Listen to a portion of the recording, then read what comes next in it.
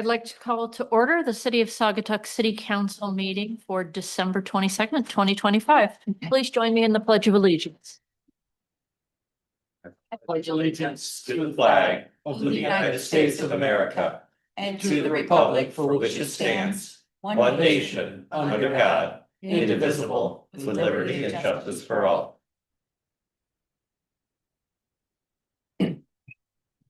Jamie, will you call the roll? Anderson, Here. Clark, Here. Dean, Here. Gardner, Here. Muncy, Here. Peterson. Here. Stanton. Here. We have a quorum. Merry Christmas, everybody. Happy New Year. Year ends are always kind of bittersweet, say goodbye to some stuff, look forward to a new year. We have on our agenda tonight, our appreciation for Lisa Mize, who's here, which is bittersweet. You've done so much for us and we've enjoyed working with you so much over the years. Appreciate you building a strong team so we're in good hands going forward and know we'll still have your counsel. But it's sad to see you go. So it's been a good year for council. We don't always see eye to eye and we sometimes have quite strong differences of opinion. But I think we've really done a good job of coming together and getting great things done and appreciating, even though we might not always want to go have a beer with everyone after the meeting. I think there is an appreciation for what each of us brings, even if we don't always agree on policy. And I'm really grateful for that. I think I'm proud of the work we do, and I'm proud to work with each of you. So hope you have great. I'm putting this in now so that at the end of the meeting, I'll just say nothing further and get to the motion to adjourn. But I wish you all the best for the holidays and with your families, and I'm grateful you're in my life. And with that, I'll turn it over to Ryan. Well, thank you, Mayor, and good evening, Council. Just a few quick things. The annual audit is done. So it's great things to report on that. We'll cover more of that next month. We're going to have the auditor here on January 12th to do a presentation. But I sent you all a PDF copy of the audit today, and then the hard printed copies are coming. And once we have those, we'll make sure we get you a copy so you can start kind of taking a look at that in preparation for that meeting. Strategic planning, we talked about that at the workshop. I think we're set so far for January 14th. So if you could mark your calendars for January 14th for the strategic planning meeting. And then we're still finalizing location details, but as soon as we have that, we'll get that out to you. And the mayor and I are meeting with the facilitator, Marilyn, the first week of January. She has confirmed that date works for her.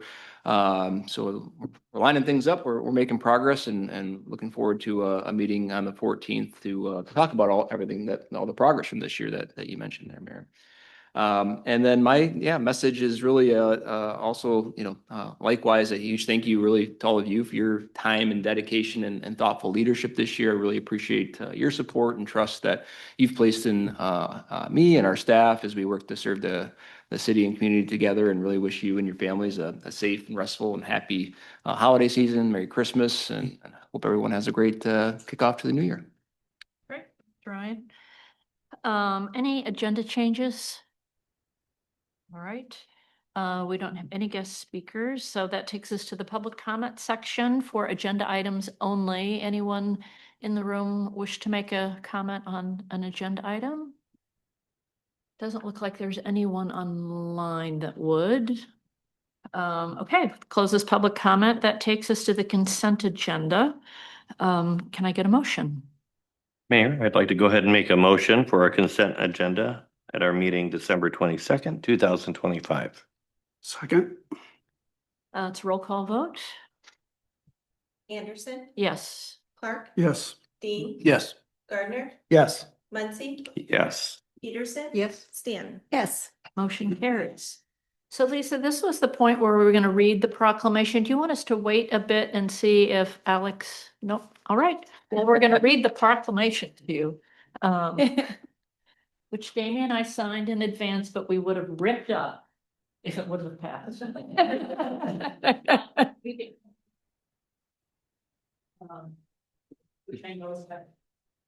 It's so people online and preserving this, in video. Yeah, okay. It's proclamation 251222-P1, honoring Lisa Mize for her years of distinguished service to the Saugatuck Douglas Area Convention and Visitors Bureau. Whereas the city of Saugatuck proudly recognizes individuals whose leadership, integrity, and dedication have made a significant and lasting impact on our community. And whereas Lisa Mize has served the Saugatuck Douglas Area Convention and Visitors Bureau with exceptional commitment for more than 6 years, beginning in June 2019 as a part-time interim director. And whereas Lisa's steady leadership and trusted guidance led her to official appointment as executive director in January 2021, a role she has fulfilled with distinction through her planned retirement on December 31, 2025. And whereas during her tenure, Lisa successfully navigated the CVB through the unprecedented challenges of the COVID-19 pandemic, ensuring that local businesses had a strong advocate and that the region's tourism brand remained visible, resilient, and unified. And whereas under her leadership, the CVB achieved numerous organizational milestones, including hiring Concept A to redesign and launch 2 modern, user-friendly destination websites, increasing overall revenue and marketing investment to expand reach and impact, unifying the city of Saugatuck, city of the Village of Douglas, and Saugatuck Township under a single collaborative tourism voice, producing 6 themed mini-map guides widely embraced by visitors and businesses, leading a successful 2024 bylaw amendment that strengthened governance and positioned the CVB for future growth, installing a new large-scale destination map on the historic drugstore wall, highlighting key points of interest across the region, overseeing the creative placemaking initiative that resulted in Flower World, an immersive art installation celebrating creativity and community pride, deepening relationships with state tourism officials and increasing the region's statewide visibility, expanding partnerships with businesses across Saugatuck, Douglas, and Fenville, reinforcing the region's identity as the Art Coast of Michigan. And whereas throughout her service, Lisa has embodied the collaboration, professionalism, and an unwavering belief in the power of community, serving as the public face of the CVB, both locally and across the state of Michigan. And whereas Lisa's optimism, passion, and dedication have strengthened the foundation of the CVB and shaped a legacy that will benefit residents, visitors, and businesses for generations to come.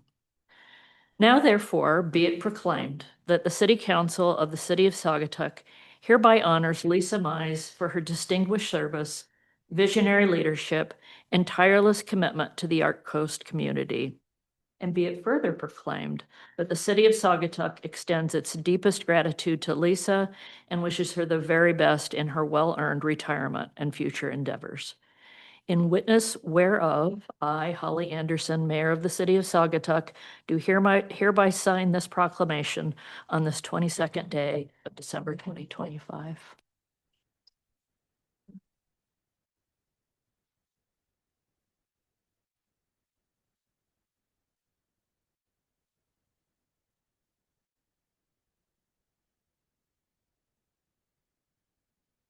Want to get pictures of it, please, the witness council. You want us to stand just Behind behind you, you? push in a little bit. Yeah. Bring more to the side. Russ in the back, the Polly, please. It's Jamie. I know, I was like, I don't think James. All right, Yeah. let's do 3. Take a bunch. All right, thank you. Thanks. Thank you, Lisa. I'm Brian. Hi.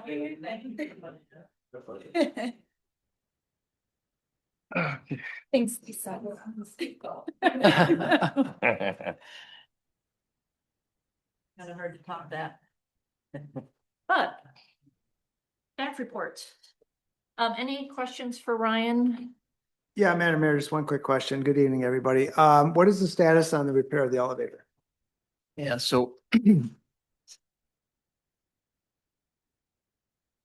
Yeah, so you may remember when Mr. Herbert was before you, he thought there might be an opportunity to find another a cheaper path to fix the elevator and try some other components before doing the full repair that was before you. And you all approved the full repair, but said, hey, like, yeah, see what you can do. So they came, they installed all the electrical components and made the other fixes. We had to wait a little bit for their lead technician to come back. He was ill for a period of time. So he came back recently, and I just received an update this morning that unfortunately the new electrical components won't talk with the older pump that's in there. So it is going to be kind of the full fix. So the next piece, we got to kind of update our agreement language a little bit because we signed a lesser agreement. So we got to update that and have that supersede essentially the other agreement and make sure that we, we know how much we've already paid and all that's accounted for on there. Then they're going to get the pump ordered and then get that piece in there and then we should be good to go. So unfortunately, it's going to be the more expensive option, but they're still working on it. Is really the short answer. So Thank you. Is there a timeline on when it will be repaired? I can check back. I think there was a lead time on the pump. I don't remember exactly what the time frame was. Okay, thank you. The reason I ask is we had, when we had our workshop, we had a person that was not able to make up the stairs and had to view the meeting downstairs. So I just want to make sure that we know this is going to be an extended period, that we're making accommodations so people are notified that either we have something that for them so they don't need to come up the stairs. So that was my concern. Yeah, no, absolutely. Make Yeah. sure we don't get a complaint. Yep. No, we do have an option for folks to set them up virtually downstairs or via phone to still get them some access to us here if that's something that they would choose if they can't do that at home or don't want to do that at home or something like that. Yeah. Thank you. Other questions? You're kind of on the same vein. I've had a few comments from folks that, I think the last two letters on the pulse sign, the neons. Yeah, so I went to the Cal Lake interviews last week and saw that there was some issue with the letter. So I did send a note to Scott Herbert to add to their list to take a look at and see what's going on with that. Thanks. Yep. That was, Mr. Herbert was notified about a month ago that was out. It's been out at least a month. Okay. So, Didn't realize that, but yeah.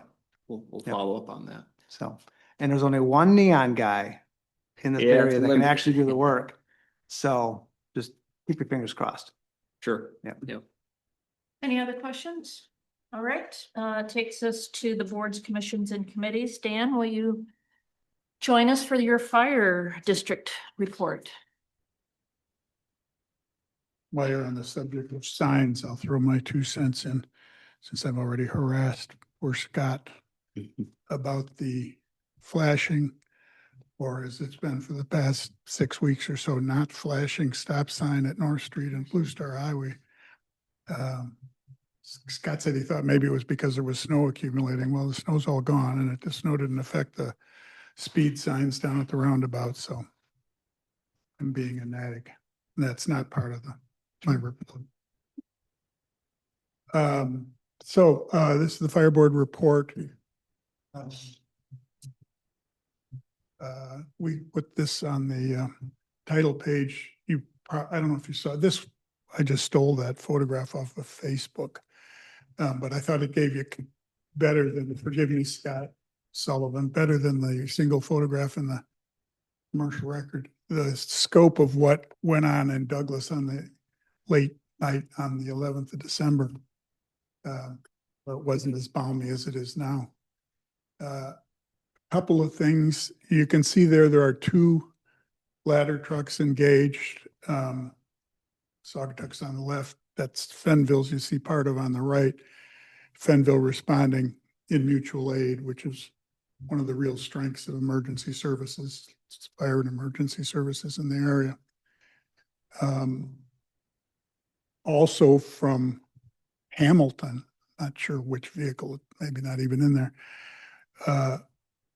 They tapped Hamilton because it was a tricky fire, not by my word, by the people who were there, because the insulation above, it's a single-story building, the insulation above the first floor is that cellulose blown-in insulation, I think it's cellulose, so it's like paper-based kind of stuff, which has its purposes or whatever. But when fire gets into it, it can be very challenging in terms of trying to determine when the fire is out. Because apparently, according to the chief, apparently, just minor amounts of spark or whatever can reside in there and not burst forward for hours and then pop up. So Hamilton has I forget what the formal name for it is, but it's a vehicle, equipment borne on a vehicle that vacuums that stuff safely from its location in the attic, and then it's transferred immediately to fireproof huge garbage bags, it was described to me. And then those are left for however long it takes, however long they determine that will eliminate the threat. But again, none of these communities, Saugatuck, Fenville, Grasscap, all of them, none of them has sufficient resources to handle every eventuality. So mutual aid is absolutely critical, and both from the ladder truck from Benville and that Hamilton resource, it was exceptional. They also, in the end, I think they ended up having to salt that whole area because there was the water had accumulated and turned to ice. So the fire district went in the salting business. Okay, Jamie. So this reports just a few highlights on our December 15th fire board meeting. We reviewed several different next steps related to the second fire station project. Holly, you had asked me about if we were there on determining taxable impact, if any, and so forth. We're not, because those numbers don't get finalized until there are architectural plans that allow costs to be accurately predicted or as accurately as, and we don't have those plans yet. Is there a range you're working in, or? Say it again? Is there a range you're working in for that? Or? Well, the number that was put forward for the purposes of the sort of routine you go through for the bonding was 5 million for the total. Okay. I can tell you that sort of, I don't know, it's not off the record really, because we talked about it. There was a 1 mil added last year by the fire district for the purposes of adding, I think 3 or 4, I can't remember, full-time personnel. Mhm. That was a 1-year deal. Mhm. It is thought that plus or minus a 0.5 mil, and it depends, obviously depends on the total dollar number, but also depends on the length of time, which Right. can go out to 10 years or whatever. Okay. The current thinking is to not do that because you end up paying a lot of interest as that goes out. But the impact would probably be, or would be, at least on one of the designs, would be no greater than 1.5 mil, which would be a net 0.5 mil because the mill that was added this year is now gone. So I don't want to say negligible. When you're talking about tax money, nothing is negligible, certainly from my Okay. perspective as well. But it appears to be reasonable. I'll use that word. Thank you, Dan. And the reason why I was asking was with interurban and is, we start to get into additional funding needs. We just want to be sure we're kind of getting our heads wrapped around. Yeah, no. And we'll be, I mean, we're not trying to hide anything. Oh, yeah. Yeah. Until it's done, until we have the plans, the fire board agrees on the term. The plans allow us to get to the number, which may well not use up all of what's projected. I don't know. It'll just be what it's going to be. But until we get there, it's all throwing darts a little bit. Thank you. And we hope, and believe me, the impetus is that we we intend to move this as quickly as possible. And partly related on there as to the funding, the process through the township to generate and ultimately sell that bond has passed its 45-day, I would say, waiting period, but there's a period, 45 days, where it can be challenged by petition within the township. There was no petition, so that's a hurdle, if you will, passed over. Then really the architectural plans become sort of the next major thing to get done so that the bonding people can put this whole package together and sell them.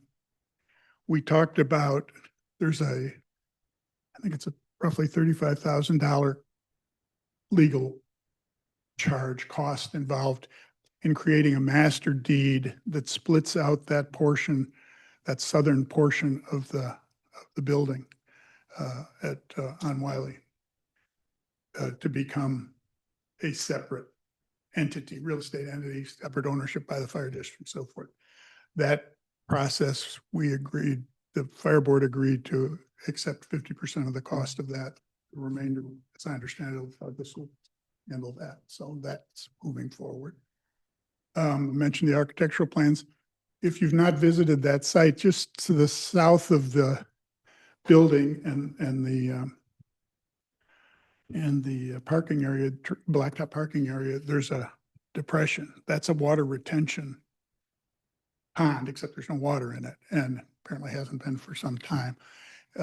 But that may need to be revised because the building where the garage will be becomes too close to that retention pond. So that's simply a question of adding cost to either expand it, fill this part, unfill that part, or whatever. But that's one of the things it's not a deal breaker by any stretch. It's just one more thing. We also approved the memo of understanding with and the subsidy payment to Life EMS for their services as continuing in place for the year 2026 for the entire district. And the chief updated us. This happened, I believe, in November, but that there had been a Michigan Department of Transportation pre-winter planning meeting. The chief was excited about it because he said that's the first time it's really been done at this level with 8 agencies, including the ones you see there, all our local ones, including things on when to leave inoperative vehicles off to the side of the road and not engage towing at the moment when you're dealing with snow impact situation or whatever, and procedures for trying to avoid road closing. So that in other words, you got a vehicle disabled, get it to the side of the road, do what you can to avoid having to close that interstate and send a lot of people not only through here, but on roads they don't know and that are not well lit and so on and so forth. So anyway, he thought a very valuable get together. Then we also approved our 2026 meeting schedule, which for ease of memory, third Monday every month with workshops 2 weeks prior. Sorry, Jamie. Then I had not given you the numbers because I didn't have them. We didn't have them for October from Life. They are here, both October and November numbers. See total transports and so forth. Nothing of, I don't think, staggering interest there. I've roughly outlined Saugatuck as I've done before, or whatever that is, a dozen or so responses. And then in November, fewer total transports. I highlight total transports because that's Life's primary revenue source. It's not our minor subsidy we pay them. Their charges to individuals or insurance companies or whomever on transporting a patient to a hospital is there.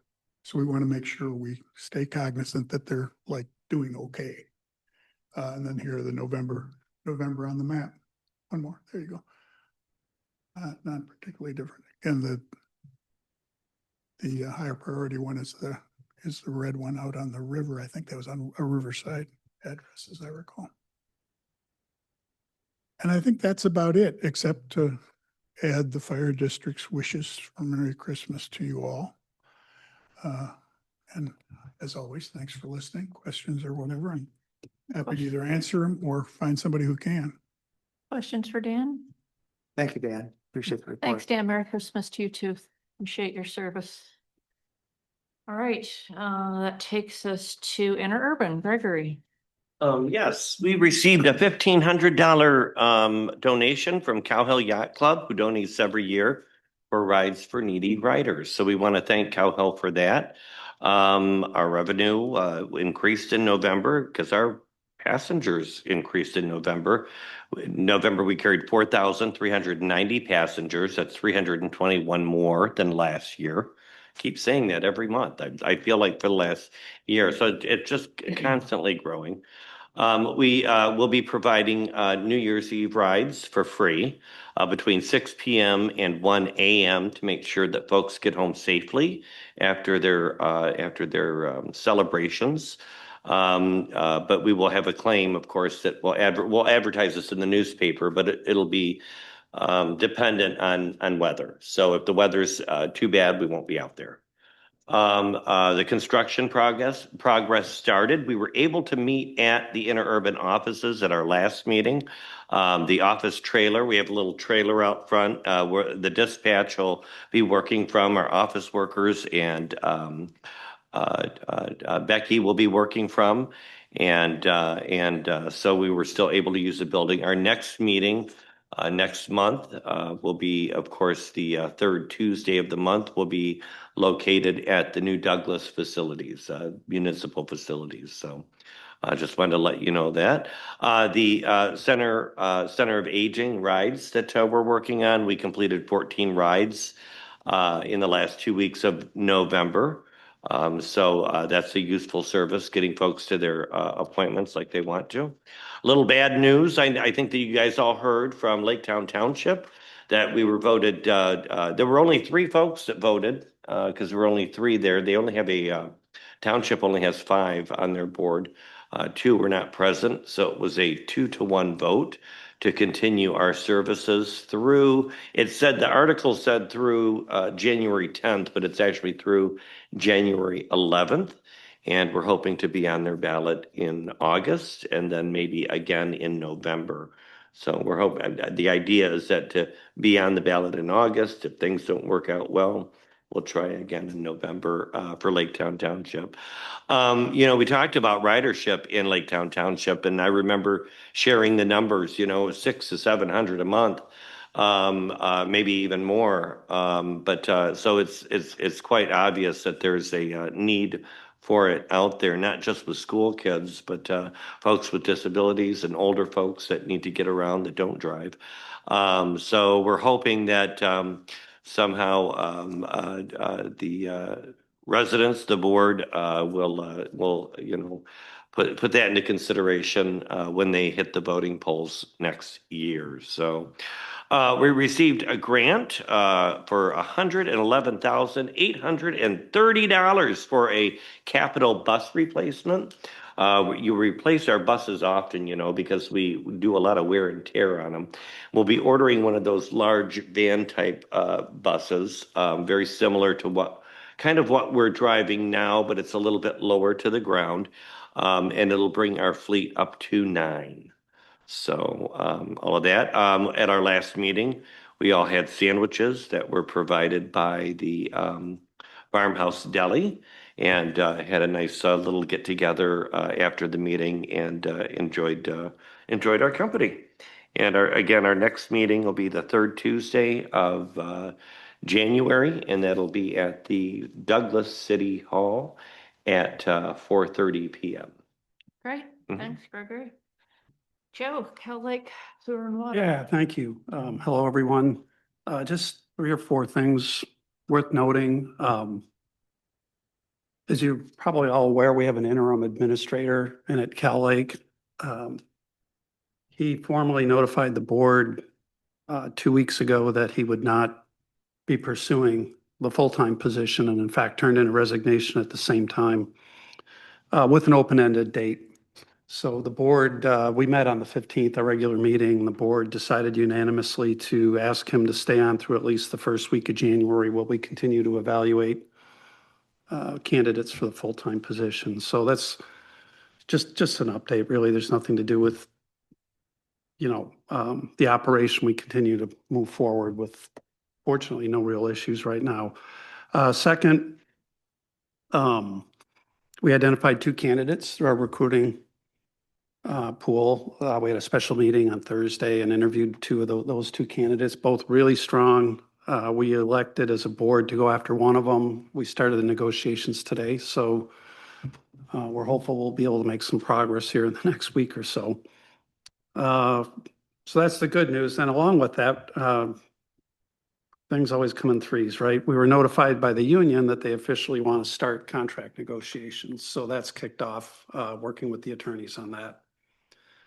And then fourth, we are also hiring operators now. We have two in the candidate pipeline right now that we're talking to. So if you know of anybody who wants to dig holes and work on water and sewer infrastructure, we'd love to have them. So that's about it. Right. Have any questions? Thank you, Joe. Thanks, Joe. Great, Chris. Thank you, Madam Mayor, and Merry Christmas to everybody.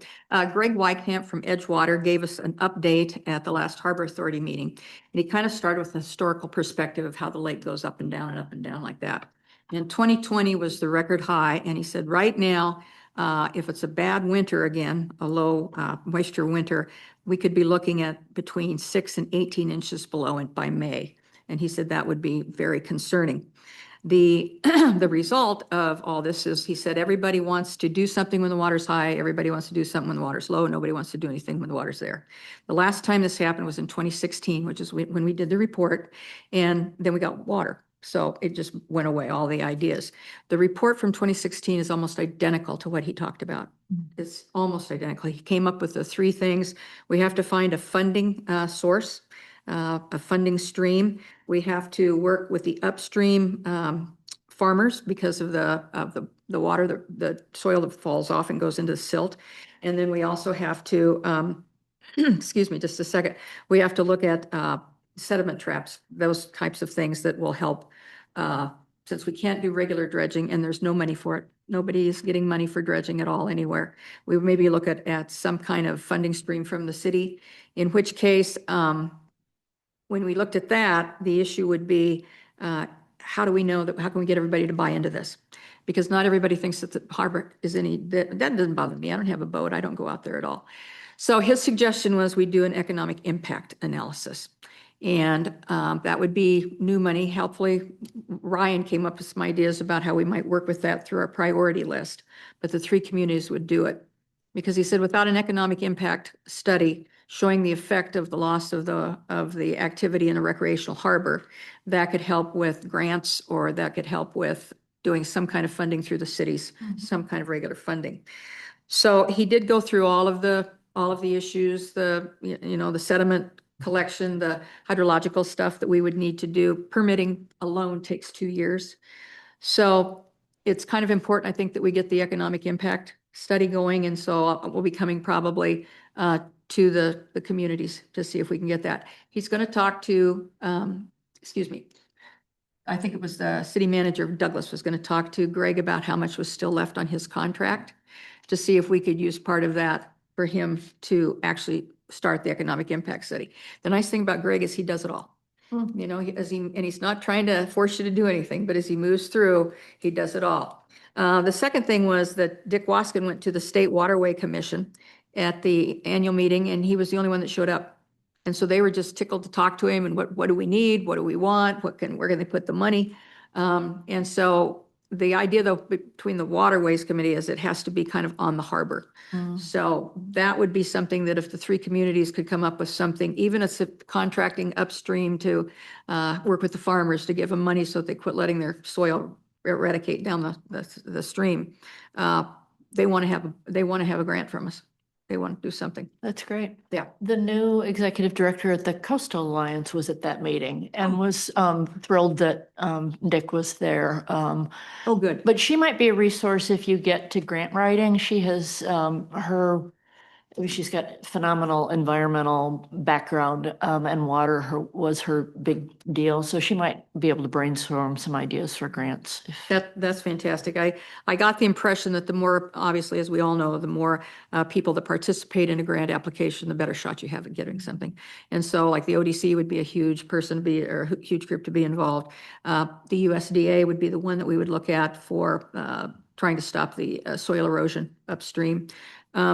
All in all, it was have to get an economic impact study, have to get moving on this because if we don't have a heavy winter, it's going to be really bad this coming summer. How much would the economic impact study cost? He's going to get back to us. Okay. Chris, on the, on needing 2 years for permits, was that for dredging or for things like the sediment traps and the silt?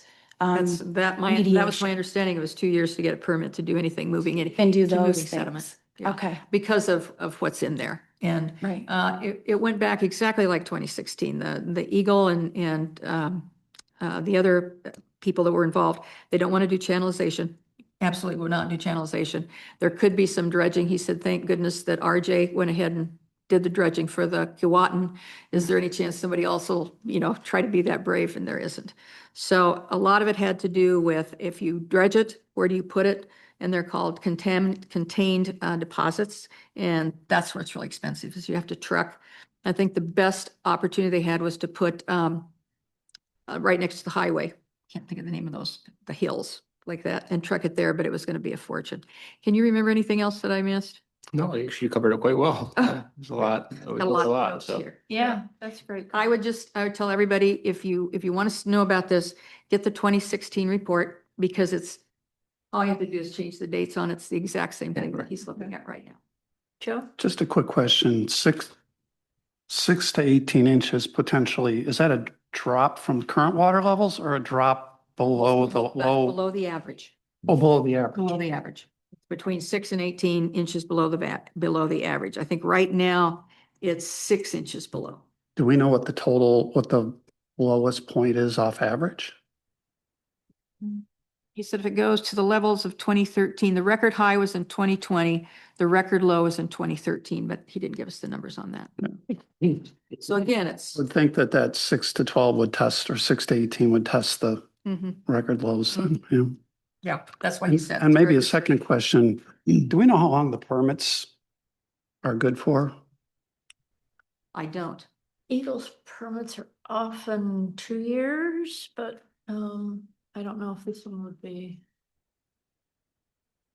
I don't think we have any outstanding permit requests anyway, do we? I don't think so. Because it just seems to me that whatever, it's a 20-year cycle, right? And we were being really proactive. We start getting in front of the permitting process, even if we had to reapply every couple of years, there's probably a cost behind it, but to have the permits ready if we ever really do get low, because I think everybody here knows what that economic impact study is going to tell us. It's going to be a pretty big hit to the local economy if. And I think it should be, because I remember when we did this years ago, the township didn't even want to be involved with it, with the Harbor Authority. They stayed outside of it because their consensus was, we don't have boats, we're not on the river, it doesn't affect us that much. And I think over the years, people realize what an economic driver that harbor is, but not everybody. And so if you're going to try to find a revenue stream, whatever that would be, I can't think of anything right now that I want to talk about, but you're going to have to show the impact of this, losing our recreational harbor.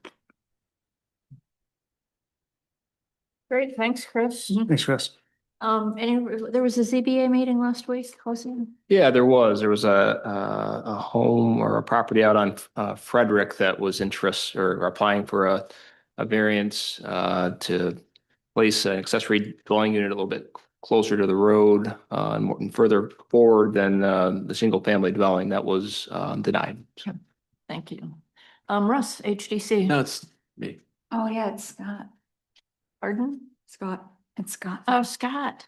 I'm so sorry. I know. It's okay. That's fine. That's fine. It's new to me. It's new to me as You well. have to remember to like write your name down on it. Oh, it's all good. Nothing to report. All that and. I know. If we go back and I start again, Scott, anything from HDC? And look up when the next meeting is. I should know that. I'm getting used to having a schedule around these, so. Yeah, okay, well, Russ, Planning Commission. Yes, thank you. We met last Thursday. We had 4 items of business, new business. We had 640 Water, which is also the Great Lakes Outfitters building, which is down right across the street from Ida Reds, next door to Sagataco. Daniel Boggs and the architect and Jack Brown, the owner of the property, were there for the meeting, and they presented a planned unit development, mixed use, which the Planning Commission discussed and had some questions and talked through that, and we took a vote. It passed 6-1. The council will be seeing that planned unit development sometime in January, the exact date yet to be determined. So we also have some suggested Planning Commission bylaw updates, just more of administrative things that we're working on. We set our 2026 meeting dates, which seems to be a theme this evening. Also, too, will be interesting to see in January as we've updated the sign ordinance. And we had a discussion around that. The attorney had done some red lines for us, and we reviewed those, and that has been accepted. So there'll be another discussion, and then we'll bring that to council for discussion and public hearing as well, probably sometime in January. So. All right, thanks, Russ. Mhm. PPW. Yeah, we meet tomorrow morning at 10 a.m. All right. Anything on the tri-community motorized trail? Yeah, you'll see in your email from Ryan, there is going to be a meeting hopefully on January 7th. They're getting ready to put an RFP together for archaeological work. Oh, So, great. so making some progress there, and we're hoping all to get together on the 7th. Also, historic district meets on the 9th of January. Great, We thank you. rescheduled from New Year's Day. Awesome. And then the Water System Operations Contract Advisory Committee, who wants to take that one? Russ, Joe? No, Ryan? no updates, but I understand from our city manager that we may have a meeting coming up towards the end of January. Is that right? Yeah, Andy Campbell, our consultant, just sent a list of dates that I have to check with you guys on. And so we're gonna try to get everybody back together in January, early February to check out some responses to some recent questions related to the authority. And then Gregory, Parking Improvement Task Force. Yeah, a few things. We wanted to ask everybody, but Ryan, you can't answer because you know this. How much on-street parking inventory do we have in the downtown area here in the area that we're working on for parking? Could anybody guess how many? 1,500. Oh, Chris, you're reading the notes. Sorry. Surprised to find 1,563 spots. We found that there's a few more that folks are finding, and that's just on-street parking inventory. I was really impressed to find that out. Only 13 or 14 handicap. I thought that was kind of a low number, and they only found one 15-minute parking spot. I believe there's more than one out there, but I thought that was funny. Off-street inventory, including the high school, in our downtown parking lots, city-owned, including the high school, is 303. Just to let you know that. So that, now we're getting close to that 2,000 number. So, it just makes us realize that we've got a lot more parking, I think, that most people would understand. When I've asked folks around town, folks that have lived here for a long time, they'll say 500, 600, something like that. But we really have a lot of parking here. What's the parameter for that? The map can be shown. I wish I would have had that up here, but it is our downtown area. Ryan, could you help with that? To clarify that better? Yeah, for the most part, it's really everything east of the river. Right. So I don't know, Jamie, if you have a moment to pull up the parking improvements task force packet. So it would be interesting to kind of put that. Yeah, on screen. it's in our parking packet. I can get that answer to you. Or Yeah. Jamie's got it. Wow, look at My that. original guess. But was it's, 500. it's on the hill, it's over, So we are looking at, that includes the hill. yeah. Okay. But that's, So in the neighborhoods. like and you said, everything. everything east of the river on up to almost to the township there. Okay. To Maple, right? Correct.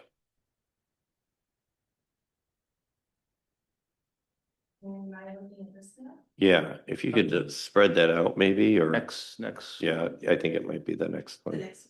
the Yep. next one. There Oh. it is.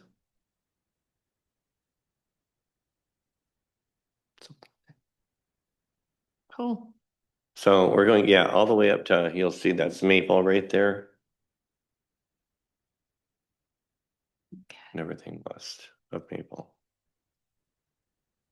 So I thought that was I thought that was really interesting to find that out. We did point some things out that our group Walker Associates didn't realize, of course, because they're not locals, and that is the additional parking that we have at the funeral home, Dykstra Funeral Home, that is used, and some other spots as well, including the condos which are down here on Culver Street. And a couple other spots as well. I know Kathy Brockington was helpful in sharing some information that she knew as well. But I thought that was a rather interesting meeting. We're also working on the survey. We're waiting to see that in the email. We had a couple corrections. You did a great job with the survey. You'll be finding that should be seeing that soon. And we should be seeing the final draft soon in our email packets from Eric, who's leading with Walker and Associates. And then we also talked about the having a community engagement at Music in the Park. So that we'll be at Music in the Park. I haven't figured out what date yet, though, but to have a community engagement thing there as well. Is there anything else I'm missing Oh, I think you covered it well. that we went over? But it was a pretty good meeting, and looking forward to getting the survey out. And looking forward to letting folks know. I mean, yeah, when you think about that, that's like I said, almost 2,000 parking places here in town. When you count our off-street and our on-street parking. So, and now this wasn't including, the lots that we have in Douglas that we use in the summer. So there's a lot more parking here, I think, than folks realize. So I think as we're getting further into it, of course, I can find out more information. But I think what we're going to end up finding is that is a big solution is rotating the cars. Getting that rotation. And trying to figure out solutions on instead of a car being parked somewhere, because believe it or not, only 136 of our parking places, on-street parking places, are labeled as 3-hour parking, fall under the 3-hour parking zone that we had. So I think that's what we're going to find is that I think enforcement will probably be, something that we'll be looking into as a possible recommendation when we get to the end of it. But I certainly don't want to, make any recommendations now. We're still very early on and everything. Our next meeting will be, have we set that date yet? February 9th. That's right. Yep, you're right. February 9th. Great. Yep. Thanks, Gregory. That's a great report. Okay, takes us any other questions for Gregory? Okay, takes us to approval of accounts payable, which is page 13 of the packet. Madam Mayor, I move that we approve the accounts payable in the amount of $476,866.89. Second. Any questions or comments before we vote? Russ? Just two comments. One is 2/3 of those expenses were for tax pass-throughs that the city collects on behalf of other taxing authorities, and $51,000 in payment for the Mount Bald Head restroom replacement. So, Great. Roll call vote. Anderson, Yes. Clark, Yes. Dean. Yes. Gardner, yes. Muncy. Yes. Peterson. Yes. Stanton. Yes. Motion carries. No public hearings or unfinished business, which takes us to new business, a special event, Saugatuck Douglas Art Club Art Fairs. Mayor, Yep. I'd like to make a motion. I'd like to approve the special event as listed in our packet for the Saugatuck Douglas Art Club Fairs for 2026. I'll second that. Any questions? I know we talked about this. All right. Can I just make a note Yes. that I did, since your last meeting, have a meet with Chief Janik about the road blockage. And we came up with a different scenario and he approved the event. So that was not in your packet. That's new information. Thank you. Thanks, Jamie. Anderson, Oh, Yes. Oh, Sorry. Gregory? Nothing, no big deal. I just wanted to mention that I have been speaking to some of our citizens about the 2-day art fair, and folks are really excited about it. Oh, great. Anderson? Yes. Clark? Yes. Dean? Yes. Gardner? Yes. Muncy? Yes. Peterson? Yes. Stanton? Yes. Motion carries. Okay, it takes us to the second public comment period. Anyone can speak about anything at all. If you wish to speak, come to the podium. All right, anyone online wish to speak? All right, I don't think, was there correspondence? I'm not recalling correspondence. We did not. Okay, takes us to council comments. Lauren, you want to start? Oh, gosh, I didn't prepare anything for this evening, but everyone have a safe and Merry Christmas. I hope everyone travels safely to wherever the destinations are. And if you're staying here locally, we hope to see you out and about, and Happy New Year. You. Gregory. Christmas Carol wrapped up last night. It was our last performance, and even though I wasn't in it the first time in 10 years, I was actually backstage helping with the set and the props and everything. Did a great job. A reminder that all of the, and I'll let you know how much it is, but last year was $20,000, but all of the proceeds will go to Christian Neighbors to help feed and support folks that are in need here in our immediate area. Everybody did a wonderful job. Want to thank the Women's Club again for the use of their facility. We had a special guest as our announcer at the beginning, Russ Gardner, councilman, and shared that with his wife Jen, and so did the opening welcome to everybody, and he did a great job. And want to wish everybody a very, very Merry Christmas. Merry Christmas and Happy New Year to all. Great, Joe. It's been an honor to sit up here all year. It's been a privilege to work with all of you, and I truly wish you all a Merry Christmas, a Happy New Year's. I hope you enjoy some time with your family, get a chance to recharge, and enjoy what's really important in life. So thank you all for your service. Yeah, thank you. And just to piggyback off of Councilmember Muncy, that was the 39th annual production of the Christmas Carol here. And Steve Williford has played Ebenezer Scrooge the entire run. His wife Janice has been in, I think, 19 years or something like that. So there's a lot of tradition, everybody in this town has been in this play at some point. There's very few of us that haven't been in the play. So it's a wonderful thing. And it's just great that it's been in our community for so long. I do want to talk about a very sad, in my life, a very sad thing. I'd like to acknowledge the passing of Pete Curtis, who passed away on Saturday, December 20th. Pete's loss is deeply felt throughout the Saugatuck community, especially downtown, where his presence was a constant and reassuring part of daily life for so many years. My earliest memories of Pete are through my uncle Jim Gardner, who was friends with Pete for over 70 years. Over the years, Pete and Jim enjoyed numerous adventures together, such as their yearly trips to Las Vegas, where they would catch up with friends and occasionally try their luck at gambling. The last time I saw Pete was back in mid-September when he rode up on his Harley Davidson to celebrate my uncle's 82nd birthday. A friendship that lasts that long tells you a lot about the kind of person Pete was: loyal, genuine, and someone who valued relationships and community above all else. Pete was a true fixture of downtown Saugatuck. He was affectionately referred to as the mayor of downtown Saugatuck, not because of a title, but because of how he carried himself and how deeply he cared about the people and businesses that made downtown what it is. You'd frequently see Pete around town in his sandbar hoodie, stopping to talk, checking in, and connecting with people wherever he went. For many years, Pete managed the Sandbar, a place filled with stories, yes, and memories, and his steady, welcoming presence helped shape the character and culture of our downtown. More than anything, Pete was a kind and gentle man. He treated everyone with respect, whether you had known him for decades or were meeting him for the first time. He had a way of making people feel seen and valued, and that is something that stays with you. Pete Curtis was not just part of Saugatuck's history, he was part of its heart and its identity. He will be deeply missed, and our thoughts and condolences are with his family, friends, and all those whose lives he touched. So, goodbye, Pete. I'm gonna miss you. Thanks. Thanks, Russ. I echo that about Pete. He was a wonderful man. He'll be sorely missed. And I'd like to wish Merry Christmas and Happy New Year to everybody. And should you be the winner of the Powerball tonight, for one word, dredging. Like Took it on the way home. And I pledge if I do and if I win. Okay. Great. And I have nothing to add to what I said earlier. So who'd like to make a motion to adjourn? I'll move to adjourn. Second. Okay. All in favor, say yes. Yes. Yes. Meeting adjourned.